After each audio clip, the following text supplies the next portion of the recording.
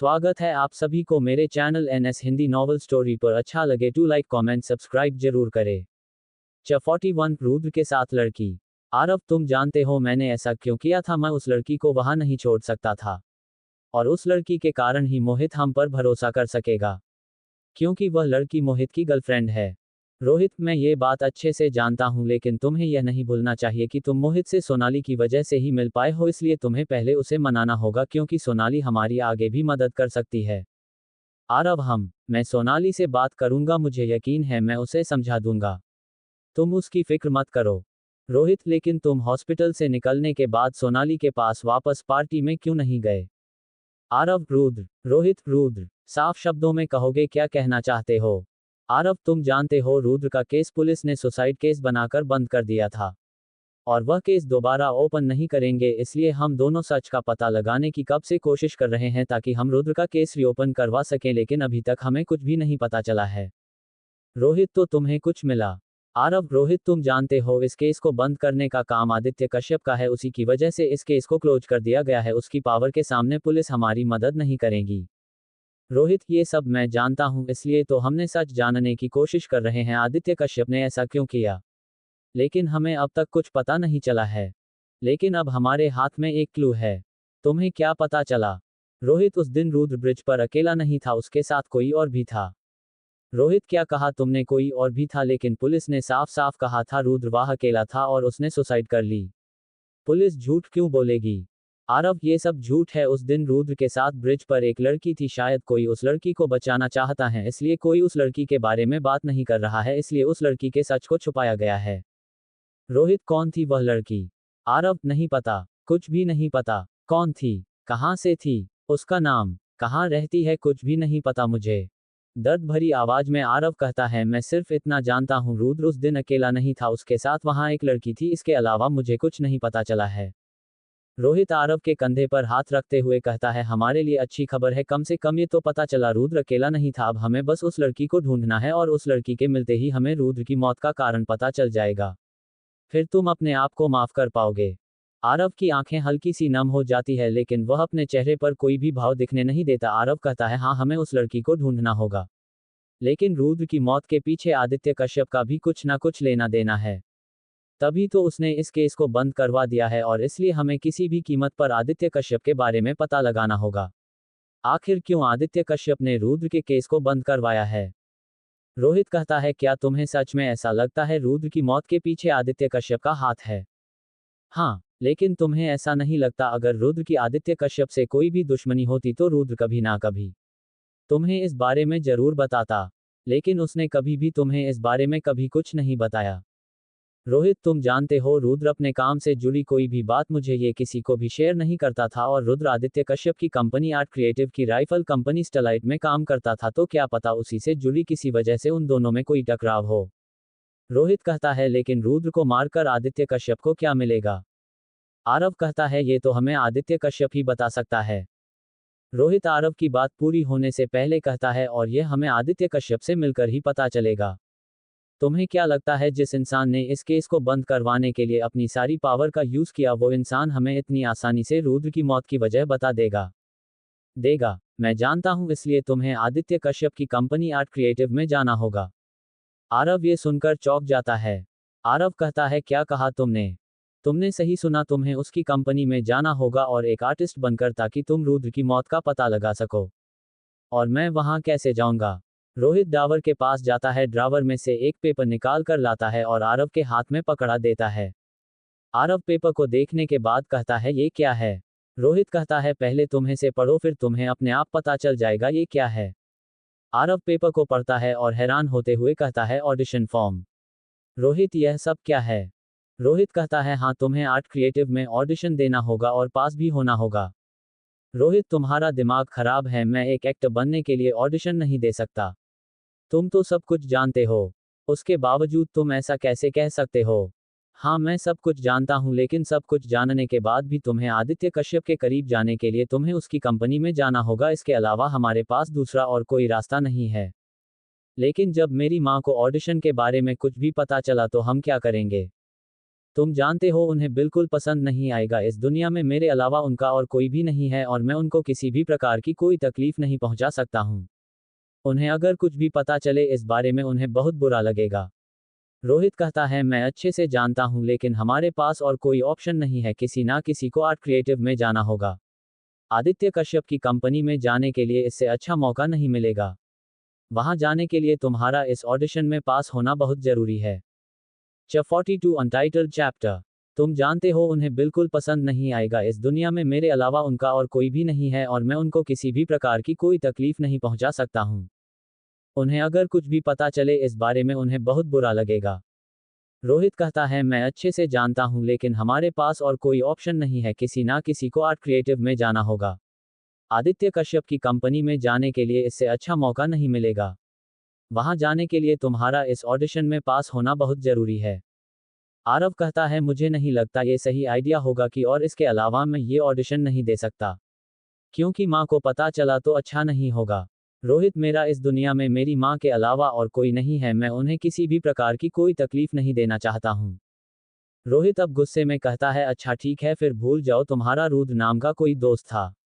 बंद करो झूठी कोशिश उसकी मौत का पता लगाने की। तुम सिर्फ ऊपर ऊपर से दिखा रहे हो कि तुम उसकी मदद करना चाहते हो, तुम उसकी मौत पता लगाना चाहते हो, लेकिन ऐसा लग रहा है वह सब एक मजाक था। तुम्हें तो शायद कुछ फर्क ही नहीं पड़ता तुम्हारा रुद्र के लिए परेशान होना, उसके लिए रोना, वो सब एक मजाक था। असलियत तो यह है कि तुम रुद्र के खूनी को ढूंढने नहीं चाहते हो। आरव और नहीं सुन सकता था। आरव चिल्लाकर कहता है, बस रोहित, बहुत हो गया।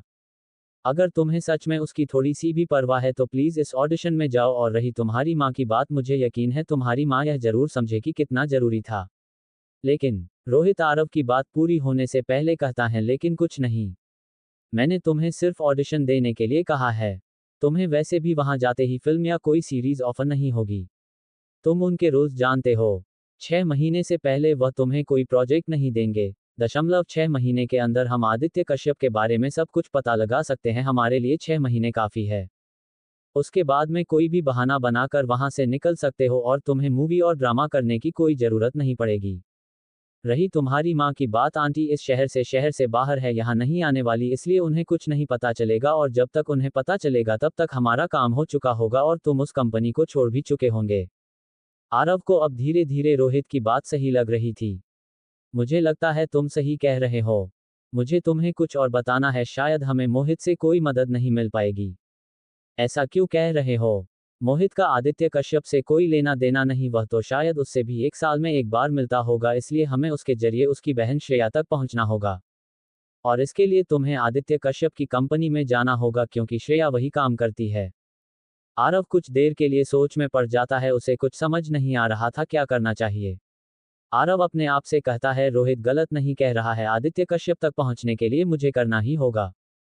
आरव अपने आप से कहता है, सॉरी माँ, पर रुद्र के लिए मुझे करना होगा। अपने दोस्त के लिए आपको दिया वह वादा तोड़ रहा हूँ। आरव ऑडिशन फॉर्म पर साइन करके रोहित को दे देता है। रोहित आराम से फॉर्म लेकर उसके कंधे पर हाथ रखते हुए कहता, आरव हम जल्दी रुद्र की मौत का पता लगा लेंगे। अगले दिन क्यारा मिरर के सामने खड़ी थी। उसने अपने बालों की पोनीटेल बनाई, पिंक कलर का टॉप, ब्लू कलर की जीन्स पहन रखी थी। उसने एक हुडी वाली जैकेट पहनी और उसके साथ अपने सर पर एक कैप लगा ली। एक बॉक्स लिया, उसमें से क्लासेज निकाले और आंखों पर लगा ली।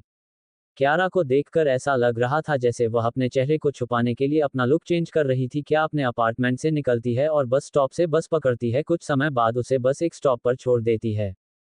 कुछ समय तक गलियों में चलने के बाद क्यारा 5 मंजिला बिल्डिंग के सामने खड़ी थी। क्यारा बिल्डिंग के अंदर जाती है। लिफ्ट में क्यारा 3rd फ्लोर का बटन दबाती है। तीसरी मंजिल पर पहुंचने के बाद क्यारा एक फ्लैट के सामने खड़ी थी। क्यारा फ्लैट की डोर बेल बजाती है। कुछ देर तक खड़े रहने के बाद अंदर से एक आदमी आधा गेट ओपन करके क्यारा से कहता है, तुम्हारा कोड क्या है? क्यारा ने अपने चेहरे पर मास्क लगा रखा था और आंखों पर ग्लासेस पहन रखे थे और सर पर कैप लगा रखी थी, जिसके कारण क्यारा का चेहरा उस आदमी को दिखाई नहीं दे रहा था। क्यारा उस आदमी का सवाल सुनने के बाद कहती है, रुद्र 0.4। इतना सुनते ही लड़का दरवाजे को पूरा खोलकर क्यारा को अंदर आने के लिए कहता है। अपार्टमेंट के अंदर का पूरा सामान इधर उधर बिखरा हुआ था। ये देखकर लग रहा था कि इस जगह कई समय से सफाई नहीं हुई है। सोफे पर कुछ कपड़े पड़े हुए थे। वह लड़का सोफे पर से अपने कपड़े उठाकर क्यारा के बैठने के लिए जगह करता है। घर की ऐसी हालत देखने पर क्यारा उसे कोई रिएक्शन नहीं देती। क्यारा से कोई भी रिएक्शन ना मिलने पर वह लड़का कहता है, तुम यहाँ पहली बार आई हो लेकिन तुमने घर की ऐसी हालत देखने के बाद कोई भी रिएक्शन नहीं दिया। ऐसा करने वाले तुम पहली इंसान हो। इसलिए लड़का क्यारा से कहता है, क्या तुम यहाँ पहले कभी आए हो? क्यारा कहती है, मैं पहली बार आई हूँ। लड़का, हम। क्यारा कहती है, हेलो सूर्यांश, कैसे हो? अच्छा, तो तुम मुझे जानती हो मिस? क्यारा, नाम है मेरा। सूर्यांश की हाइट लगभग 5 फुट 10 इंच। लिखने में गुड लुकिंग था लेकिन उसे देखकर ऐसा लग रहा था जैसे उस पर शायद उसे अपने लुक पर काम करना पसंद नहीं है। उसके बाल बिखरे हुए थे। कपड़े को देखकर ऐसा लग रहा था शायद कई दिनों से नहाया भी नहीं होगा। क्यारा सूर्यांश की ऐसी हालत देखकर उससे कहती है, पहले तुम्हें नहा लेना चाहिए। तुम्हारी ऐसे हालत में मैं तुमसे बात नहीं कर पाऊंगी। 43 सूर्यांश से मुलाकात। सूर्यांश की हाइट लगभग 5 फुट 10 इंच। लिखने में गुड लुकिंग था लेकिन उसे देखकर ऐसा लग रहा था जैसे उस पर शायद उसे अपने लुक पर काम करना पसंद नहीं है। उसके बाल बिखरे हुए थे। कपड़े को देखकर ऐसा लग रहा था शायद कई दिनों से नहाया भी नहीं होगा। क्यारा सूर्यांश की ऐसी हालत देखकर उससे कहती है, पहले तुम्हें नहा लेना चाहिए। तुम्हारी ऐसे हालत में मैं तुमसे बात नहीं कर पाऊंगी। ठीक है, मैं पहले अपना हुलिया ठीक करके आता हूँ। सोफे की ओर इशारा करते हुए कहता है, तुम जब तक यहाँ बैठ सकती हो। 10 मिनट मेरा इंतजार करो, मैं अभी आता हूँ। मेरे यहाँ से जाने से पहले क्या तुम मुझे अपना चेहरा दिखा सकती हो? क्योंकि जब तक तुम मुझे अपना चेहरा नहीं दिखाओगी मैं तब तक तुम पर भरोसा नहीं कर सकता, चाहे फिर तुम रुद्र की दोस्त क्यों ना हो। इतना सुनने के बाद क्यारा अपने चेहरे पर से मास्क हटाती थी और कहती है, अब ठीक है। क्यारा चेहरे पर से जैसे ही अपना मास्क हटाती है, सूर्यांश क्यारा को एकटक देखता रहता है और कहता है, तुम तो बहुत ही खूबसूरत बला हो। अब तुम जा सकते हो। तुम्हें इस तरह से छोड़कर जाने का मन तो नहीं कर रहा लेकिन तुम्हारी खूबसूरती के सामने मुझे अपने आप को थोड़ा बहुत तो हैंडसम बनाना ही होगा, वरना तुम्हारी इस सुंदरता की बेइज्जती हो जाएगी। तुम मेरा बस 10 मिनट इंतजार करो, मैं अभी आता हूँ। और क्यारा को हल्की सी स्माइल देकर क्यारा को हॉल में छोड़कर अपने बेडरूम में चला जाता है। सूर्यांश के जाने के बाद क्यारा अपने चारों देखती है, सब कुछ बिखरा हुआ था। क्यारा सब ठीक करने लगती है। सूर्यांश तैयार होकर 10 मिनट बाद आता है लेकिन जब वह बाहर आता है तो उसे पूरा सामान अपनी जगह पर और चारों ओर सफाई नजर आती है। सूर्यांश ने येलो कलर की कॉलर बंद वाली टी शर्ट, ब्लैक जीन्स पहनी हुई थी। अब उसके बाल सही से बने हुए थे। सूर्यांश क्यारा को काम करता देखकर क्यारा से कहता है, ये तुम्हारा घर नहीं मेरा घर है। तुमने मैं किससे पूछकर मेरे घर की सफाई की? मुझे ये सब अच्छा नहीं लग रहा था। तुम्हें ये सब करने की क्या जरूरत थी? मुझे एक बार कहना चाहिए था, मैं सब कुछ ठीक कर देता। तुमने ये सब करके मुझ पर एहसान कर दिया है और मुझे किसी का एहसान लेना पसंद नहीं है, लेकिन मुझे गंदगी पसंद नहीं है इसलिए मैंने ये साफ कर दिया। सूर्यांश हंसते हुए कहता है, तुम जानती हो तुम एकदम रुद्र की तरह हो। रुद्र जब पहली बार मेरे घर आया था उसने मेरे घर के सारी साफ सफाई कर दी थी, इसलिए उसके बाद से हमेशा उसके आने से पहले मैंने अपने घर की सफाई करनी शुरू कर दी है। लगता है अब तुम्हारे लिए भी मुझे यही करना पड़ेगा। अचानक से सूर्यांश क्यारा से सवाल पूछता है, क्या तुम उसकी बहन हो? नहीं, लेकिन तुम्हारी हरकतें इतनी मैच करती है कि मुझे ऐसा लगता है कि तुम दोनों भाई बहन हो। रुद्र कुछ नहीं कहता, बस सूर्यांश की बात सुनकर शांत रहता है। वह सूर्यांश को समझा नहीं सकता था, वह खुद ही रुद्र है। कुछ देर तक चुपचाप खड़े रहने के बाद सूर्यांश कहता है, तुमने अपने बारे में मुझे कुछ ज्यादा बताया नहीं। चलो मैं ही बता देता हूँ, मेरा नाम सूर्यांश है और मैं एक हैकर के साथ में डिटेक्टिव भी हूँ। हेलो सूर्यांश, तुमसे मिलकर खुशी हुई। मेरा नाम क्यारा है। तो क्यारा, तुम रुद्र के काफी करीब होंगी, तभी तो रुद्र ने तुम्हें मेरे बारे में बताया है। मुझे नहीं लगा था रुद्र के मरने के बाद उसका कोई भी जानकार मुझसे मिलने आएगा। सूर्यांश ऐसा जवाब सुनकर क्यारा सूर्यांश से पूछती है, तुम ये बात जानते रुद्र मर चुका है? तुम यही सोच रही होगी ना कि मुझे रुद्र की मौत का कैसे पता चला? तुम भूल रही हो, मैंने अभी अभी कहा कि मैं एक डिटेक्टिव हूं और तुम्हें लगता है मैं अपनी एक क्लाइंट कम दोस्त की कोई भी इंफॉर्मेशन नहीं रखूंगा, और इतनी बड़ी इंफॉर्मेशन मैं कैसे छोड़ सकता हूं, इसलिए मुझे तो उसका पता लगाना ही था। क्यारा कहती हैं, काम की बात पर आते हैं। अब तक तुम रुद्र के लिए काम करते थे लेकिन आज के बाद से तुम मेरे लिए काम करोगे। करेक्शन मिस क्यारा, मैंने कभी भी रुद्र के लिए काम नहीं किया, ना ही मैं आपके लिए कभी काम करूंगा। मैंने हमेशा रुद्र के दिए हुए पैसों के लिए काम किया। अगर आप मुझे कुछ अच्छा ऑफर करती हैं तो मैं आपके लिए काम करने को तैयार हूं।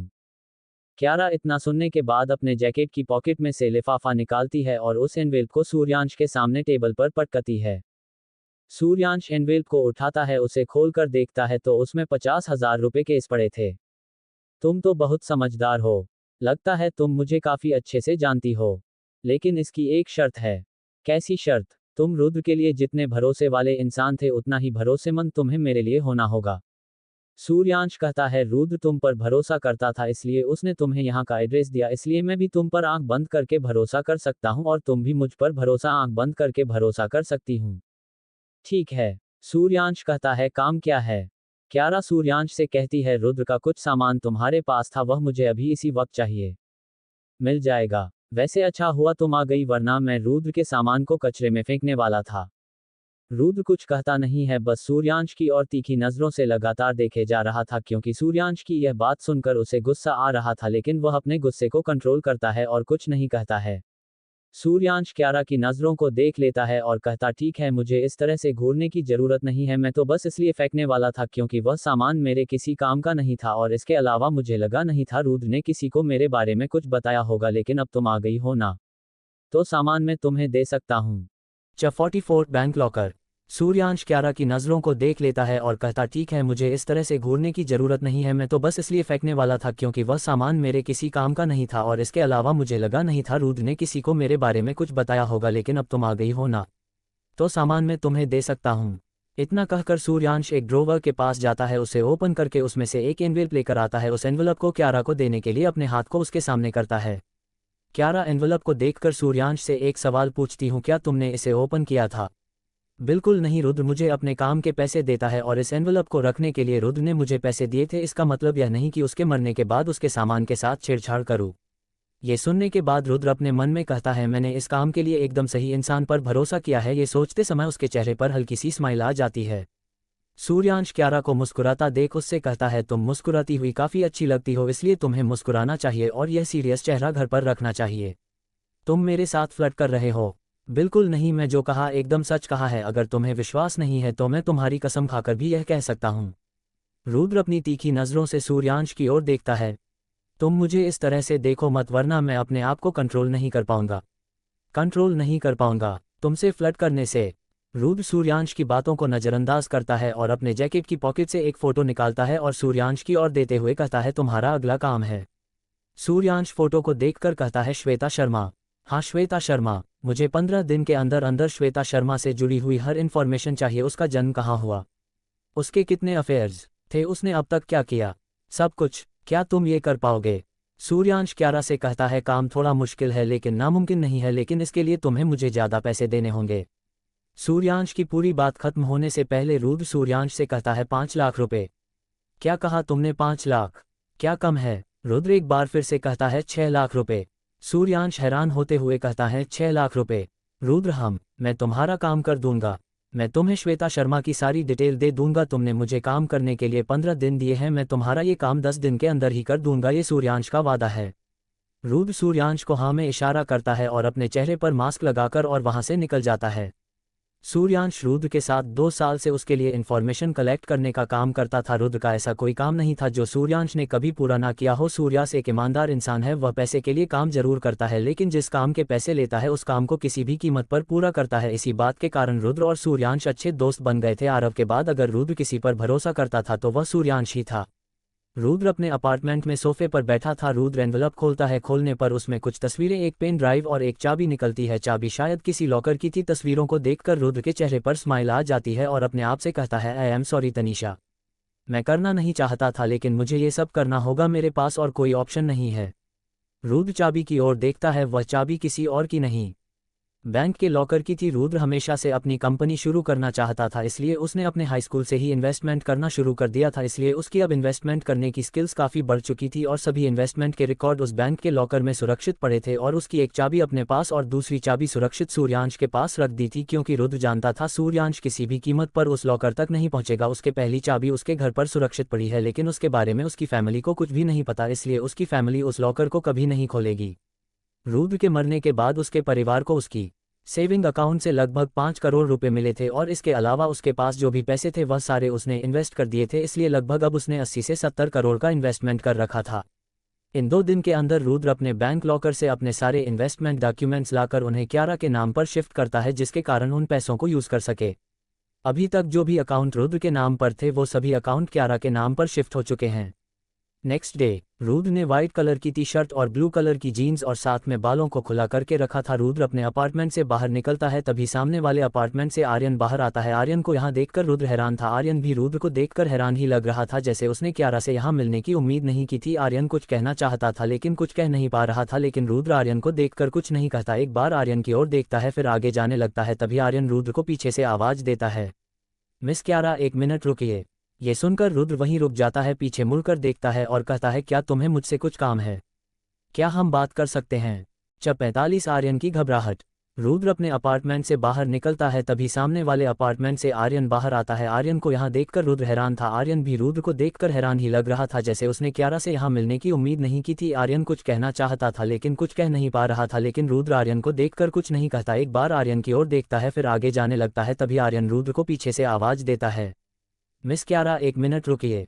ये सुनकर रुद्र वहीं रुक जाता है, पीछे मुड़कर देखता है और कहता है, क्या तुम्हें मुझसे कुछ काम है? क्या हम बात कर सकते हैं? क्यारा, हम ठीक है, मेरे अपार्टमेंट में चलकर बात करते हैं। आर्यन क्यारा को रोकते हुए कहता है, उसकी कोई ज़रूरत नहीं है, मेरे अपार्टमेंट में चलते हैं। क्यारा कहती है, मुझे कोई प्रॉब्लम नहीं, चलो फिर। दोनों आर्यन के अपार्टमेंट में चले जाते हैं। आर्यन का क्यारा से पूछता है, क्या आप कुछ लेंगी, चाय, कॉफ़ी या सॉफ्ट ड्रिंक? मुझे बता दीजिए, मैं आपके लिए लेकर आता हूँ। क्यारा कहती है, इसकी कोई ज़रूरत नहीं है, तुम मुझसे शायद कुछ बात करना चाहते थे। कौन सी ज़रूरी बात जो तुम मुझसे करना चाहते थे? आर्यन सोफे पर बैठते हुए कहता है, मुझे पता नहीं था आप भी इसी बिल्डिंग में मेरे सामने वाले अपार्टमेंट में रहती है। क्यारा जवाब देते हुए कहती है, मुझे भी इस बारे में कुछ नहीं पता था। तुम मुझे देखकर जितना हैरान हो उतना ही हैरान मैं तुम्हें यहाँ देखकर हूँ। मैंने आपको पहले यहाँ कभी भी देखा नहीं, मैं कुछ दिन पहले ही यहाँ शिफ्ट हुई हूँ। आर्यन को घबराहट हो रही थी, उसे समझ नहीं आ रहा था कैसे बात को वह शुरू करें, इसलिए वह बातों को इधर उधर घुमाने की कोशिश कर रहा था। तुम्हें मेरे सामने घबराने की ज़रूरत नहीं है, तुम जो बोलना चाहते हो बोल सकते हो। आपने कुछ दिन पहले मुझे एक ऑफ़र दिया था, क्या आप अभी भी मेरी मदद करने को तैयार है? ये सुनने के बाद रुद्र आर्यन को लगातार देखे जा रहा है। उसकी नज़रें आर्यन से हट नहीं रही थी। पता नहीं क्यों उसे आर्यन पर पूरा भरोसा था, जबकि यह उसकी और आर्यन की दूसरी मुलाकात है। रुद्र को अपने आप पर पूरा यकीन था, आर्यन जो भी उससे कहेगा वह उसकी बातों पर आंख बंद करके भरोसा कर लेगा। क्यारा आर्यन से कहती है, अगर तुम्हें मेरी मदद चाहिए थी तो तुमने मुझे कॉल क्यों नहीं किया? आर्यन चुप रहता है और कुछ नहीं कहता है। तुम्हें मुझे कॉल करना चाहिए था, मैंने तुम्हारे कॉल का वेट किया। मैं घबरा गया था क्योंकि मैं ऐसे किसी अनजान पर भरोसा नहीं कर सकता और मेरे पास आपको देने के लिए कुछ भी नहीं है। मैंने पहले ही तुमसे कहा था मुझे तुमसे कुछ नहीं चाहिए। जानता हूँ आपको मुझसे कुछ नहीं चाहिए था, लेकिन इस समय मेरी मदद कोई नहीं करना चाहता तो मैं किसी अनजान से मेरी मदद करने की उम्मीद कैसे कर सकता था? क्या इस समय तुम मुझ पर भरोसा करते हो? प्रश्नवाचक चिन्ह। हाँ, मैं आप पर भरोसा करता हूँ क्योंकि मेरे पास और कोई रास्ता नहीं है। आप मेरे लिए इस समय अंधेरे में जलती हुई आखिरी मोमबत्ती की तरह जो पूरे कमरे को रोशन कर सकती हैं। क्यारा, हम तो इसका मतलब तुम मुझ पर यकीन करते हो? हाँ, मुझे आप पर यकीन है। मुझे इस मुसीबत से बाहर निकाल दीजिए, उसके बदले में मैं आपके लिए कुछ भी करने को तैयार हूँ। लेकिन मैं, आर्यन कहता कहता रुक जाता है। तुम्हें आगे कहने की ज़रूरत नहीं है, मैं समझ सकता हूँ तुम क्या कहना चाहते हो। मुझे तुमसे ऐसी कोई उम्मीद नहीं है, इसलिए मेरी तरफ से तुम्हें टेंशन फ्री हो जाना चाहिए और मैं तुम्हारी मदद करूँगी, लेकिन उसके लिए तुम्हें मुझे ये सब कुछ सच बताना होगा। क्या तुम तैयार हो? ठीक है, मैं आपको सब कुछ सच बताता हूँ। तुम्हारे और श्वेता के बीच में क्या इशू है? तुमने श्वेता के साथ जबरदस्ती करने की कोशिश क्यों की? आर्यन हल्की सी स्माइल देता है और कहता है, मैंने श्वेता मैम के साथ कोई जबरदस्ती नहीं की, बल्कि, और कहते कहते एक बार फिर रुक जाता है। बल्कि क्या? आर्यन घबराते हुए कहता है, श्वेता मैम ने मेरे साथ जबरदस्ती करने की कोशिश की? क्या कहा तुमने? तुम्हारे साथ जबरदस्ती की गई है? जानता हूँ मुझ पर विश्वास करना मुश्किल है, लेकिन ये सच है।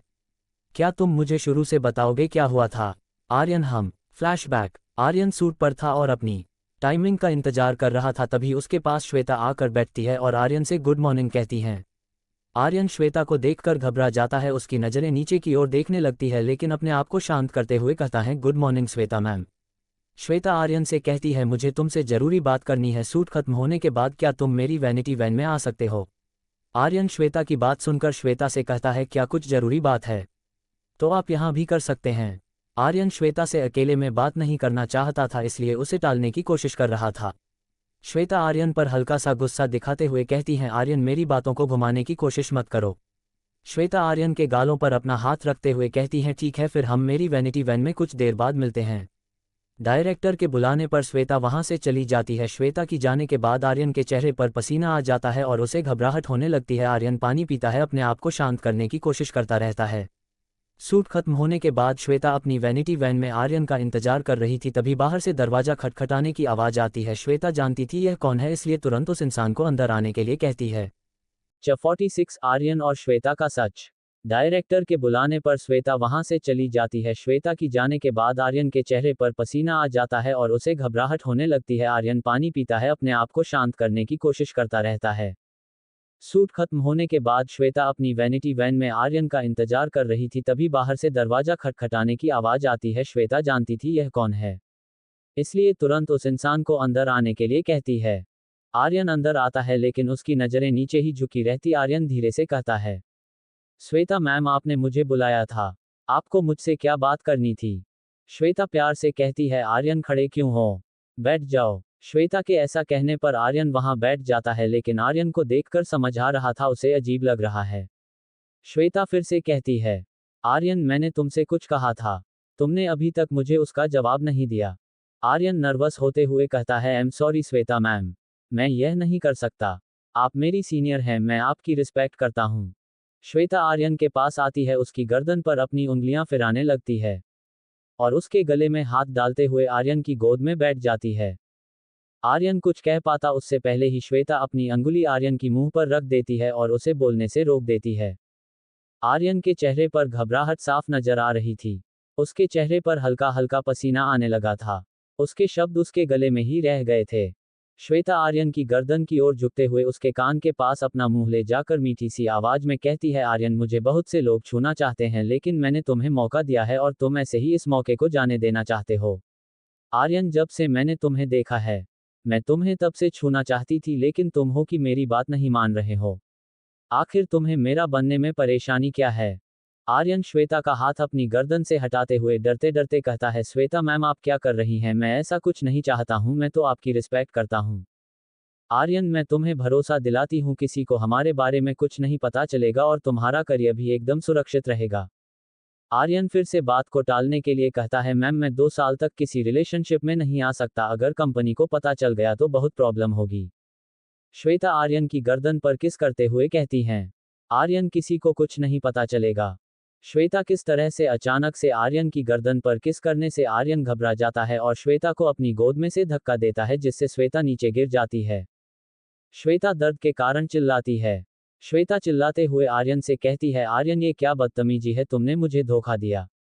आर्यन नीचे बैठते हुए घबराते हुए कहता है, मैं तो कुछ नहीं करना चाहता था, लेकिन आपने मुझे फोर्स किया, जिसके कारण मैंने अचानक से ये सब कर दिया।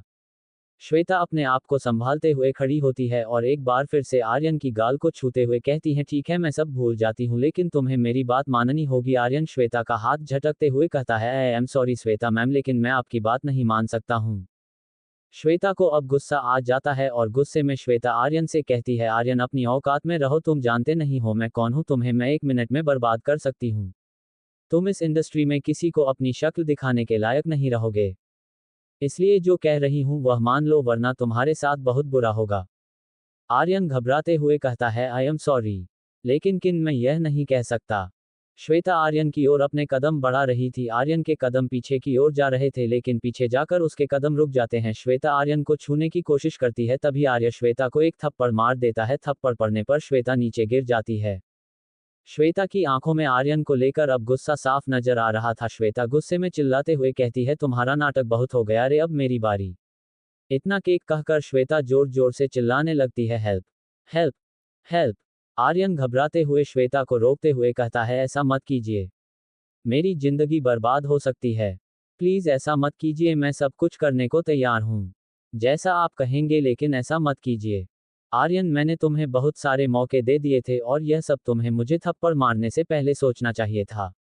श्वेता के चिल्लाने से बाहर से उसकी असिस्टेंट आ जाती है। जब वह अंदर आती है तो श्वेता के कपड़े फटे हुए थे, बाल बिखरे हुए थे। श्वेता अपनी असिस्टेंट के गले लगते हुए सिसक सिसक कर रोने लग जाती है और रोते हुए कहती हैं, आर्यन ने मेरे साथ जबरदस्ती करने की कोशिश की है। आर्यन समझाने की कोशिश कर रहा था कि उसने कुछ नहीं किया है। धीरे धीरे करके वहां पर सभी लोग आने लगते हैं और श्वेता की ऐसी हालत देख आर्यन को बुरे शब्द बोलने लगते हैं। डायरेक्टर आर्यन के गाल पर थप्पड़ मार देता है, लेकिन इतना सब होने पर भी अभी भी अपनी बात पर कायम था, लेकिन उसकी बात मानने को कोई भी तैयार नहीं था। वहां खड़े लोगों में से पहले इंसान कहता है, मुझे लगता था ये काफी शरीफ इंसान है, लेकिन इसने अपनी को स्टार के साथ, जो जिसकी सीनियर भी है, उसके साथ जबरदस्ती करने की कोशिश की है। कितना घटिया इंसान है। 47 अनटाइटल्ड चैप्टर। धीरे धीरे करके वहां पर सभी लोग आने लगते हैं और श्वेता की ऐसी हालत देख आर्यन को बुरे शब्द बोलने लगते हैं। डायरेक्टर आर्यन के गाल पर थप्पड़ मार देता है, लेकिन इतना सब होने पर भी अभी भी अपनी बात पर कायम था, लेकिन उसकी बात मानने को कोई भी तैयार नहीं था। वहां खड़े लोगों में से पहले इंसान कहता है, मुझे लगता था ये काफी शरीफ इंसान है, लेकिन इसने अपनी को स्टार के साथ, जो जिसकी सीनियर भी है, उसके साथ जबरदस्ती करने की कोशिश की है। कितना घटिया इंसान है। दूसरा आदमी कहता है, ये तो इंसान खिलाने के लायक भी नहीं है।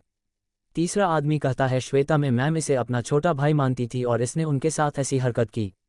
आर्यन सभी की बातें सुन रहा था, लेकिन वह कुछ नहीं कर पा रहा था। ये बात पूरी कंपनी में धीरे धीरे फैलने लगी। आर्यन की इस हरकत के लिए उसे कंपनी से निकाल दिया गया और साथ ही उसके प्रोजेक्ट भी कैंसिल कर दिए गए। लेकिन कंपनी ने इस न्यूज़ को मीडिया तक पहुंचने नहीं दिया। उन्होंने श्वेता को मीडिया से कुछ भी कहने से रोक दिया। इसके बदले में उन्होंने श्वेता की बात मानी, जिसके कारण आर्यन को कंपनी से बाहर निकाला गया और उसको कॉन्ट्रैक्ट खत्म कर दिया गया। कॉन्ट्रैक्ट खत्म करने के कारण आर्यन को कंपनी का अपार्टमेंट छोड़ने के लिए 1 महीने उसके साथ बीच में अचानक से कॉन्ट्रैक्ट खत्म होने के कारण जो कंपनी को लॉस हुआ है, उसके लिए कंपनसेशन के तौर पर आर्यन को 2 करोड़ रुपए कंपनी को जमा कराने होंगे। लेकिन आर्यन की ऐसी हालत नहीं थी वो पैसे जमा करा सके। Flashback and. क्यारा के चेहरे पर हल्की सी स्माइल आ जाती है। आर्यन क्यारा से कहता है, मैं तुम्हें यहाँ अपनी दुख भरी कहानी सुना रहा हूँ और तुम हंस रही हो। क्या तुम्हें कोई फर्क नहीं पड़ता? मुझे तुम्हारी कहानी पर हंसी नहीं आ रही, मुझे तो इस बात पर हंसी आ रही है। ... तुमने उसे थप्पड़ मारा। ... मशहूर actress the great Shweta Singh को थप्पड़ मारा। तुमने तो कमाल कर दिया। आर्यन कहता है, श्वेता मैम को थप्पड़ नहीं मारना चाहता था, वह सब अचानक। मुझे नहीं पता चला कैसे हुआ, लेकिन जो भी कुछ हुआ वह बहुत ही जल्दी में हो गया था। इसी गलती की वजह से आज मेरा सब कुछ दांव पर लगा हुआ। मुझे समझ नहीं आ रहा है कि मुझे क्या करना चाहिए। क्यारा, मिस क्यारा, क्या आपको मुझ पर भरोसा है? जो कुछ मैंने कहा वह सब सच है? हाँ, मुझे तुम पर भरोसा है। आर्यन कहता है, शुक्रिया मुझ पर भरोसा करने के लिए। क्या आप मुझे बता सकती है आप मेरी मदद कैसे कर सकती हैं? क्या आप मुझे 2 करोड़ रुपए देंगी? क्यारा के चेहरे पर हल्की सी स्माइल आ जाती है। तुम क्या चाहते हो? तुम कंपनी को पैसा देकर यहाँ से दूर जाना चाहते हो या फिर अपने ऊपर लगे इल्जाम को झूठा साबित करके इस एंटरटेनमेंट इंडस्ट्री में रहना चाहते हो? मेरा जवाब तुम्हारे जवाब के बाद ही होगा। मेरे पास कंपनी को देने के लिए पैसे नहीं है और मैं अपने सपने से बहुत प्यार करता हूँ। एक एक्टर बनना बचपन का मेरा सपना था जो पूरा हो गया, उसे किसी भी कीमत पर खोना नहीं चाहता। लेकिन हम श्वेता मैम को झूठा साबित नहीं कर पाएंगे। सारे सबूत सब कुछ मेरे अगेंस्ट है। हम किसी भी कीमत पर मुझे बेगुनाह साबित नहीं कर पाएंगे और मैं किसी भी कीमत पर उनकी शर्त मानने को बिल्कुल तैयार नहीं हूँ। क्या कहा तुमने? कैसी शर्त? किस शर्त के बात कर रहे हो तुम? श्वेता मैम के अनुसार इस मामले से बाहर निकालने के लिए मेरे पास एक ही रास्ता है। क्या रास्ता है? राजीव सर ने कहा था, अगर श्वेता मैम ये कह दे कि मैंने उनके साथ कोई जबरदस्ती नहीं की है तो वह मुझे इस कंपनी से नहीं निकालेंगे। और इसी बात को मानने के लिए श्वेता मैम ने मेरे सामने एक शर्त रखी है। ये सुनकर क्यारा हैरान होते हुए कहती है, कैसी शर्त? अगर मैं उनके साथ सेक्सुअल रिलेशन बनाने के लिए मान जाऊँ तो वह मेरी मदद करने को तैयार है और यह इल्जाम हटाने के लिए भी तैयार है। तो तुमने क्या कहा? उन्होंने मुझे सोचने के लिए 10 दिन का समय दिया है। अगर मैंने 10 दिन में जवाब नहीं दिया तो वह किसी भी कीमत पर मेरी मदद नहीं करेंगी। अब तुम्हारे पास कितना समय है? 10 दिन में से 2 दिन गुजर चुके हैं, अब मेरे पास सिर्फ 8 दिन है। क्यारा कहती है, तो फिर तुम्हारा जवाब क्या है? क्या तुम उसकी शर्त मानने के लिए तैयार हो? ये सुनते ही आर्यन के चेहरे पर गुस्से के भाव दिखने लगते हैं और वह गुस्से लाल होने लगता है। आर्यन कहता है, चाहे इसके लिए मुझे सब कुछ क्यों ना खोना पड़े, लेकिन किसी भी कीमत पर मैं शर्त को नहीं मान सकता हूँ। आर्यन को इस बात पर अचानक इस तरह से गुस्सा होता देख क्यारा एक पल के लिए चुप हो जाती हो। क्यारा एकटक आर्यन को देखे जा रही थी और कुछ देर तक सोचने के बाद अचानक से क्यारा कहती है, क्या तुम्हारे साथ पहले कभी किसी ने जबरदस्ती करने की कोशिश की है? आर्यन कुछ नहीं कहता है। अचानक क्यारा की ऐसी बात सुनकर उसका सारा गुस्सा एक घबराहट में बदल जाता है। उसी घबराहट में आर्यन कुछ भी नहीं कह पाता, लेकिन अपना सर हाँ में हिला देता है। ये सुनकर क्यारा अपने आप समझ जाती है। क्यारा अब समझ जाती है आखिर क्यों आर्यन किसी भी कीमत पर श्वेता के साथ को रिलेशन नहीं बनाना चाहता है। क्यारा कहती है, मुझे तुमसे आगे कुछ नहीं पूछना, मैं तुम्हारी मदद करने को तैयार हूँ। आर्यन क्यारा की ओर उम्मीद भरी नज़रों से देखता है और कहता है तुम मेरी मदद कैसे कर सकती हो, तुम्हें देखकर तो तुम्हारी उम्र मुझसे भी कम लगती है। तुम उसकी फिक्र मत करो, मेरी उम्र भले ही कम है लेकिन तुम्हारी मदद करने के लिए काफ़ी है और तुम्हें किसी की कोई शर्त मानने की ज़रूरत नहीं है। 1 महीने के अंदर अंदर श्वेता खुद तुमसे माफ़ी मांगेंगी, यह मेरा तुमसे वादा है। 48 अर्नव से मुलाकात। ये सुनकर क्यारा अपने आप समझ जाती है। क्यारा अब समझ जाती है आखिर क्यों आर्यन किसी भी कीमत पर श्वेता के साथ को रिलेशन नहीं बनाना चाहता है। क्यारा कहती है मुझे तुमसे आगे कुछ नहीं पूछना, मैं तुम्हारी मदद करने को तैयार हूं। आर्यन क्यारा की ओर उम्मीद भरी नजरों से देखता है और कहता है तुम मेरी मदद कैसे कर सकती हो, तुम्हें देखकर तो तुम्हारी उम्र मुझसे भी कम लगती है। तुम उसकी फिक्र मत करो, मेरी उम्र भले ही कम है लेकिन तुम्हारी मदद करने के लिए काफी है और तुम्हें किसी की कोई शर्त मानने की जरूरत नहीं है। 1 महीने के अंदर अंदर श्वेता खुद तुमसे माफी मांगेंगी, यह मेरा तुमसे वादा है। अगर मेरी मदद करती हो तो मैं वादा करता हूँ जिंदगी भर तुम्हारे एहसान नहीं भूलूंगा, तुम्हारे लिए कभी भी कुछ भी करने को मैं तैयार हूँ। तुम्हें ये सब कहने की जरूरत नहीं है। क्यारा खड़ी होती है, अपना हाथ आर्यन के कंधे पर रखते हुए कहती है मुझ पर भरोसा रखना, मैं सब ठीक कर दूंगा। मेरा मतलब है कर दूंगी। मुझे अब चलना चाहिए, मुझे कुछ जरूरी काम है। इतना कहकर क्यारा आर्यन के अपार्टमेंट से निकल जाती है। बाहर निकलने के बाद क्यारा के पास एक फोन कॉल आता है। इनकमिंग नंबर पर राजीव का नाम लिखा हुआ था। क्यारा फोन अटेंड करती है। सामने से राजीव कहता है मैंने तुम्हें एड्रेस सेंड कर दिया है, तुम अपना फोन चेक कर सकती हो। क्यारा तुम करने वाली क्या हो? क्या तुम मुझे बता सकती हो? आप सिर्फ मुझ पर भरोसा रखिए, आपका काम हो जाएगा। ठीक है, इतना कहकर राजीव फोन कट कर देता है। राजीव ने अभी अभी जो क्यारा का एड्रेस सेंड किया था, क्यारा उस एड्रेस को देखती है और उस एड्रेस के लिए बस स्टॉप से बस पकड़ती है। बस क्यारा को कुछ देर बाद उस एड्रेस पर पहुंचती है। आसपास का एरिया का काफी लग्जरियस एरिया था, चारों ओर बड़े बड़े बंगले थे। क्यारा एक घर में जाती हूँ और डोरबेल बजाती है। कुछ देर बाद घर का एक नौकर दरवाजा खोलता है और क्यारा से पूछता है आपको किससे मिलना है। क्यारा कहती है क्या मिस्टर अर्नव घर पर है, मुझे राजीव सर ने उनसे मिलने के लिए भेजा है। वह नौकर क्यारा से कहता है आप 1 मिनट यहीं रुके, मैं अभी पूछकर बताता हूँ। कुछ देर बाद वह नौकर फिर से आता है और क्यारा को अंदर आने के लिए कहता है अंदर आइए। क्यारा हम नौकर सोफे की ओर इशारा करते हुए कहता है आप थोड़ी देर यहाँ बैठकर इंतजार कीजिए, सर अभी आ रहे हैं। इतना कहकर नॉक किचन की ओर चला जाता है। क्यारा खड़ी होती है, हॉल में पड़ी चीजों को छूकर देखने लगती है। लगभग 10 मिनट बाद अर्नव सीढ़ियों से नीचे आता है। पैरों की चलने की आवाज सुनकर क्यारा पीछे की ओर देखती है। अनु कहता है तुम हो जिसको राजीव सर ने भेजा है? ये सुनकर क्यारा जवाब देते हुए कहती हैं हाँ, मुझे ही राजीव सर ने यहाँ भेजा है। हेलो मिस्टर अर्नव, मेरा नाम क्यारा है, आपसे मिलकर खुशी हुई। कैसे हैं आप खड़ी क्यों नहीं, चली चलिए बैठकर बात करते हैं। क्यारा और अर्नव आमने सामने बैठे हुए थे। अर्नव क्यारा से फॉर्मली तरीके से कहता है मिस क्यारा, क्या आप कॉन्ट्रैक्ट पेपर साथ में लेकर आए हैं? क्यारा जवाब देते हुए कहती है नहीं। अगर आप कॉन्ट्रैक्ट पेपर साथ लेकर नहीं आई है तो आप यहाँ क्यों आए हैं? मैंने राजीव सर को पहले ही कह दिया था कि आपको कॉन्ट्रैक्ट पेपर के साथ भेजें ताकि जल्द से जल्द कॉन्ट्रैक्ट को कैंसिल कर सके। क्यारा मुझे इस बारे में पता है। अर्नव फिर भी आप अपने साथ कॉन्ट्रैक्ट पेपर लेकर नहीं आए। क्यारा मुझे आपसे जरूरी बात करनी थी। अर्नव जरूरी बात करनी है? क्या जरूरी बात करनी है? क्यारा आपको एक बार फिर सोचना चाहिए। अर्नव क्या मतलब है तुम्हारा? आपको अपना कॉन्ट्रैक्ट कैंसिल नहीं करना चाहिए। अगर आप इस बारे में यहाँ बात करने के लिए आई है तो मुझे आपसे कोई बात नहीं करनी, आप जा सकती हो। इसलिए बार जब भी आप यहाँ आए तो अपने साथ कॉन्ट्रैक्ट पेपर लेकर आना, वरना मुझे कोर्ट का सहारा लेना पड़ेगा। क्यारा कुछ नहीं कहती हुए चुपचाप अर्नव की बातों को सुन रही थी। अर्नव आगे कहता है आप यहाँ से जा सकती हैं लेकिन कॉफी पीकर जाना। इतना कहकर अर्नव सोफे से उठकर सीडीओ की ओर जाने लगता है। तभी पीछे से क्यारा कहती है तुम तनीषा की वजह से कॉन्टैक्ट खत्म करना चाहते हो? इतना सुनकर अर्नव वहीं रुक जाता है। अर्नव पीछे मुड़कर घबराते हुए कहता है कौन तनीषा? मैं किसी तनीषा को नहीं जानता। तुम्हारे चेहरे पर रंग साफ बता रहा है मैं सही कह रही हूँ, लेकिन फिर भी तुम्हारी याददाश्त के लिए बता देती हूँ, तनीषा स्टारलाइट के ओनर की बेटी तनीषा मेहरा। क्या अब तुम्हें कुछ याद आया?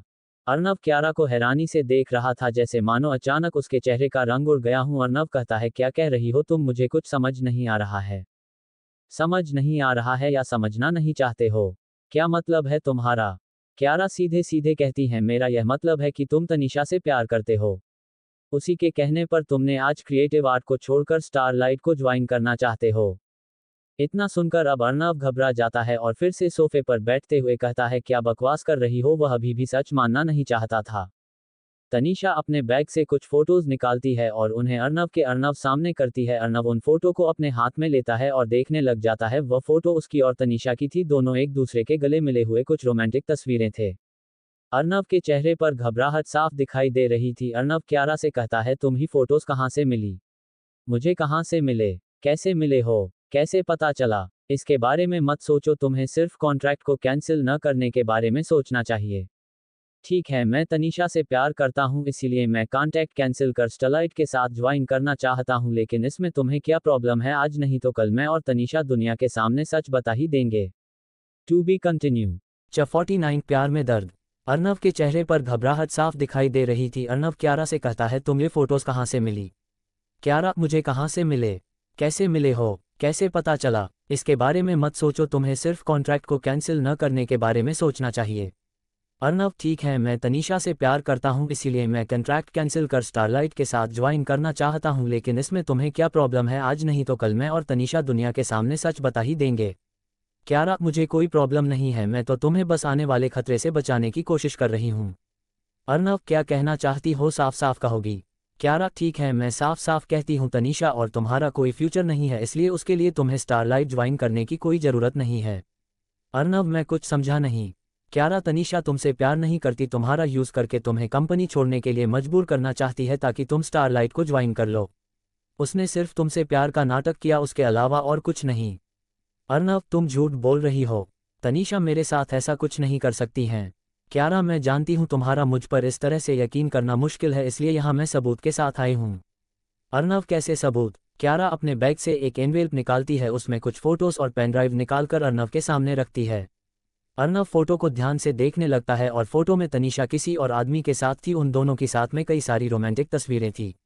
अर्नव को अपनी आंखों पर यकीन नहीं हो रहा था। वह बार बार यही कहे जा रहा था, ऐसा नहीं हो सकता, ऐसा नहीं हो सकता। उसकी आंखें नम हो चुकी थी। लेकिन उसने मेरे साथ ऐसा क्यों किया? क्यारा जवाब देते हुए कहती हैं, उसने ये सब क्रिएटिव आर्ट को गिराने के लिए किया है। तुम क्रिएटिव आर्ट के सबसे पॉपुलर स्टार हो, अगर तुम एक बार स्टारलाइट के साथ मिल जाते हो तो इसकी वजह से क्रिएटिव आर्ट के कई सारे शेयर्स गिर जाएंगे, साथ में उसकी इमेज खराब हो जाएगी और स्टारलाइट नंबर 1 कंपनी बन जाएगी। अर्नव, सिर्फ इसलिए उसने मेरी फीलिंग उसके साथ खेला। अर्नव अब रोने लगा था, उसकी आंखों से आंसू बहने लगे। वह बार बार अपने आंसुओं को साफ कर रहा था, लेकिन वह रुकने का नाम नहीं ले रहे थे। अर्नव की ऐसी हालत देख रुद्र को अब अपने किए हुए काम पर पछतावा हो रहा था। असलियत में रुद्र ने ही तनीषा को अर्नव से झूठे प्यार के जाल में फंसाने का आइडिया दिया था ताकि प्यार में पागल अर्नव आसानी से आर्ट क्रिएटिव को छोड़कर स्टारलाइट को ज्वाइन कर ले, क्योंकि रुद्र ने अर्नव को ज़्यादा पैसे देने का ऑफर दिया था। लेकिन अर्नव ने यह कहकर मना कर दिया था कि वह अपनी कंपनी को कभी धोखा नहीं देगा। इसलिए तनीषा और रुद्र ने मिलकर यह प्लान बनाया था। लेकिन रुद्र तनीष की फितरत अच्छे से जानता था, इसलिए उसने तनीषा के खिलाफ पहले से सबूत तैयार कर रखे थे ताकि तनीषा उसे आगे जाकर धोखा ना दे। लेकिन आज अर्नव की ऐसी हालत देखकर रुद्र को अपने किए गए काम पर पछतावा हो रहा था। लेकिन रुद्र ने जो भी किया था वह सब कुछ उसने अपनी कंपनी के लिए किया था। उसकी अर्नव के साथ में कोई भी जाति दुश्मनी नहीं थी। क्यारा अर्नव से कहती हैं, अर्नव ये समय रोने का नहीं है, अपने आप को संभालो। अर्नव, मैं उससे बहुत प्यार करता हूँ, मैं उसके बिना रहने के बारे में सोच भी नहीं सकता था और उसने मेरे साथ ऐसा किया। मैंने तनीषा को कितनी बार हमारे रिश्ते को दुनिया के सामने लाने के लिए कहा कि उसने कहकर हर बार टाल दिया कि जब तक मैं स्टारलाइट ज्वाइन नहीं करता तब तक मैं हमारे रिश्ते को दुनिया के सामने नहीं ला सकता। इस एक साल में मैंने उसके अलावा कुछ नहीं सोचा और उसने एक साल से वह मेरी फीलिंग्स के साथ खेल रही थी।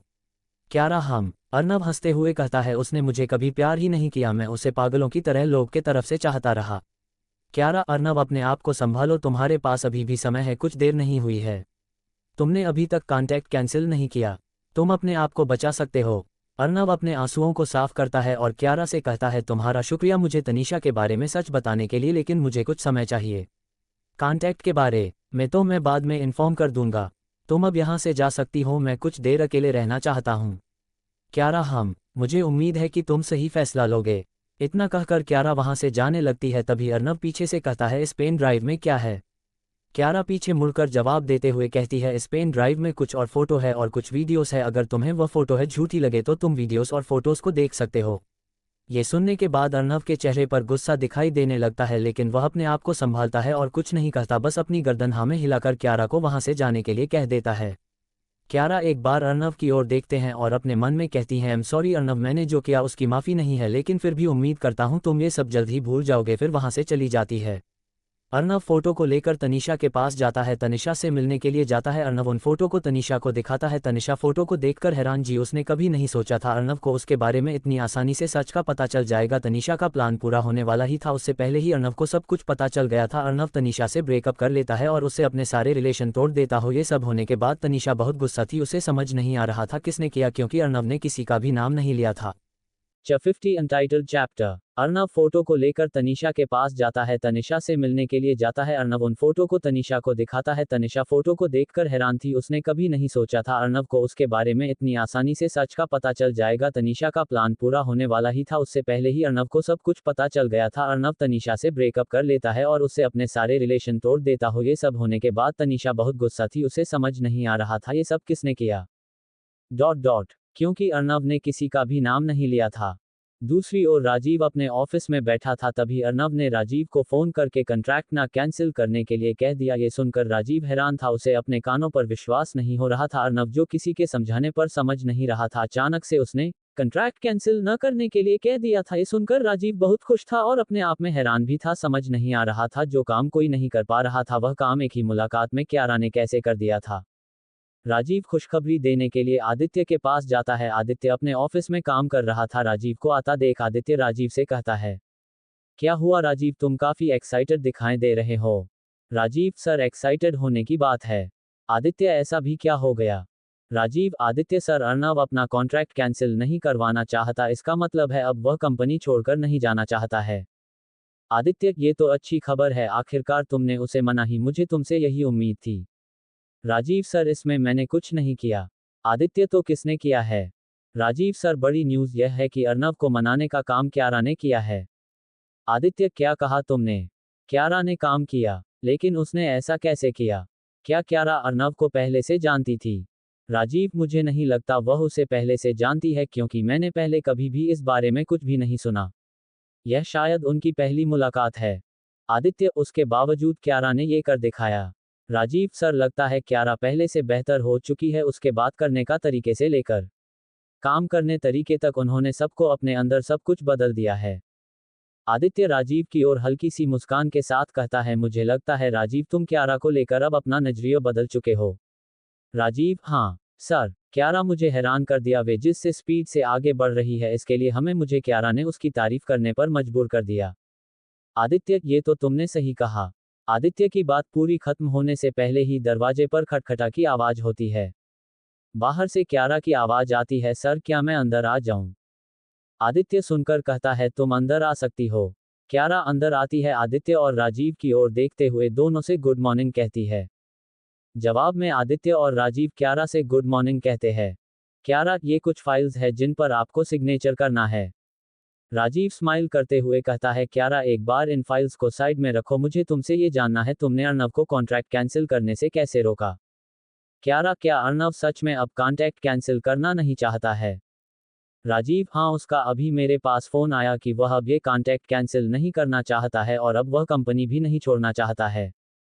क्यारा, हम। आदित्य, तुमने ये सब कैसे किया।